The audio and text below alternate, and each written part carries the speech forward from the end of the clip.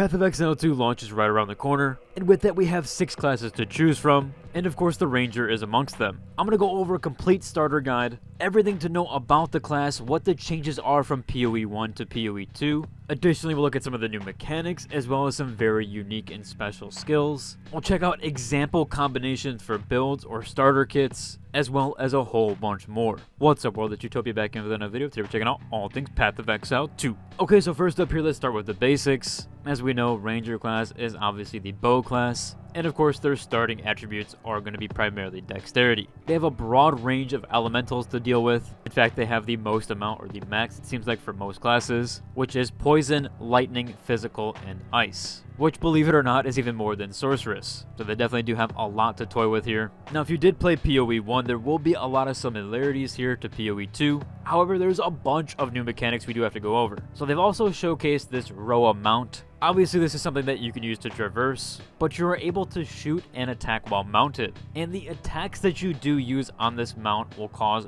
no movement speed penalty at all. There's going to be some unique interaction like escape shot, which will allow you to hop off the mount. However, you can be knocked off this mount if you do take a stunning hit of damage, and your character will take some time to get back up, putting you in danger. There's also some additional unique mechanics here that just deal with Ranger in general. So the first major one here is that you can now move while shooting the bow, and that even applies to AoE. There's also another really cool mechanic here, and definitely puts Ranger more on the skill side of things. Although it is known as mostly a beginner class, more than likely it will actually kind of move up on the ladder on this, as there is something now called a snipe shot or a skill shot. You will have to charge that up, and when you do, you can release it, but there is a perfect timing with that. If you do get the perfect timing, you'll get a guaranteed crit and some AoE damage, which could be an opportunity, a way to start battles with mobs. However, more than likely you're going to want to initially start with a poison arrow, that way you can spread the dot damage amongst them. There's also a lightning rod that allows you to spread some AoE damage, which also brings me on to that you will need a lot of mobility with this class. However, you can vault around the battlefield. There's several abilities that allow you to do so,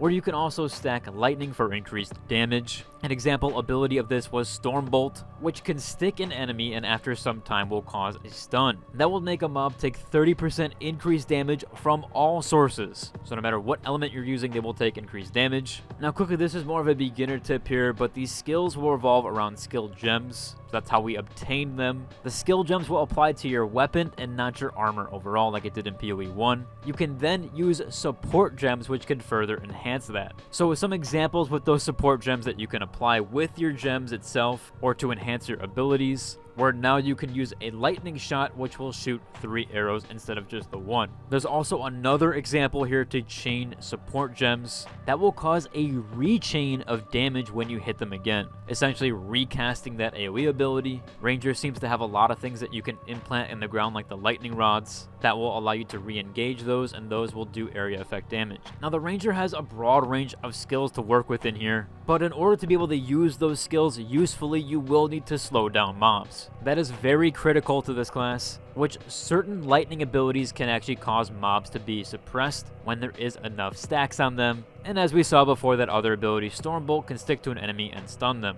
There is also frozen gems that can freeze enemies. And additionally, there's also poison attributes or poison gems that can allow you to slow enemies as well. Those are vine gems. Now, vine gems have some very unique mechanics here. So a combination skill is more than likely going to be with Gas Cloud. So with the vine gem, you can shoot out vines and then cast Gas Cloud. That will generate constant poison application through vines. Essentially, any poison that you apply to these vines will then apply to the mob it's tied to. The vines essentially will grasp onto different enemies. So you're essentially doing some back and forth stuff there that will allow for constant application of damage or dot damage. And you can also completely get rid of your Gas Cloud, but also do significant AoE damage with an explosive arrow. It will dissipate the Gas Cloud, but it will do some area effect damage. Now, Ranger does have some very unique abilities here. In fact, they have a very rare CD skill or cooldown skill. This is known as Barrage Empowering. This will cause your skill to fire 3 times. so it will not go on cooldown, it will fire 3 times. Not only can you use this skill with any skill, but you can also use it with snipe. So the ability that I told you, the snipe skill shot where you have to charge up, you can use this very rare skill cooldown with that, allowing you to essentially snipe a mob 3 times, which will give insane amounts of critical and AoE damage. Now they also do have something here called a reservation skill. The reservation skill is a new mechanic for them. Now this new mechanic will use spirit, and it does build up on a percentage base. You'll see that in the top left of your screen. The higher that percentage goes, the larger the AoE damage. Now you can trigger this whenever you'd like, so you don't have to get it all the way to 100%, but that essentially will allow for the most amount of damage with that. So they do have some unique mechanics there and some build-up damage as well. Now there isn't just these abilities, there's a lot more that Ranger has. In fact, they have 21 active skills with their bow, so quite a lot to pick and choose from. We'll have to see what other combinations can be done on launch, but for right now, those do seem to be like the baseline ones that are at least showcased. Now, it wouldn't be a Ranger guide or really any class starter guide without talking about the ascendancies. Now, these are going to be picked a little bit later on once you start your trials, but this is essentially a secondary class. Now, every class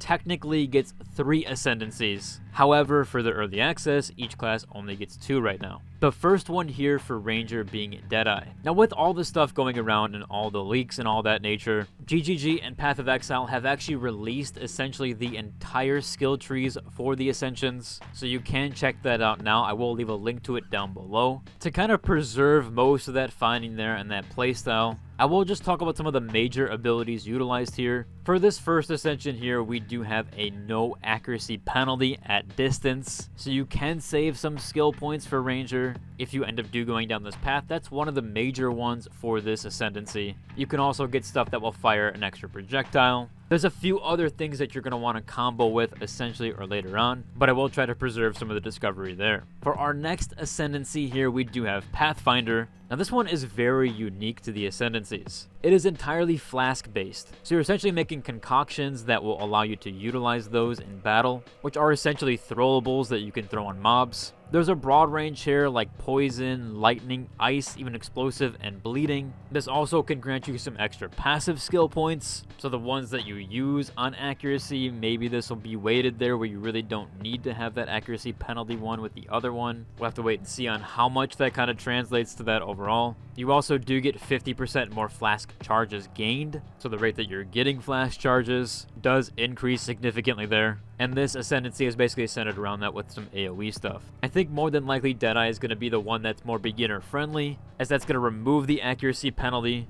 and it's also just going to give you some abilities where you don't really need to worry about them too much. Whereas Pathfinder, you're constantly worrying about your concoctions, keeping up debuffs, introducing some extra keybinds there mechanically. So if you wanted more beginner stuff, maybe don't go with Pathfinder. Again, we don't know too much about these Ascendancies and how they're going to combine with the skill points, so do take that with a grain of salt. I'll include links to all the resources I used for this. And again, just to preface this, I did not have early access gameplay footage in this, to which I also did not give or receive early access. This was made through trailer footage and everything released officially by GGG, as well as some articles that have put some things together, but again, nothing from early access, or the review copies for that matter. Again, links to everything that I talked about in this video will be down below in the description, as well as the Ascendancies breakdown that GGG did fully release. However, if you enjoyed today's video, I'd like to like and subscribe, and until the next one. Deuce!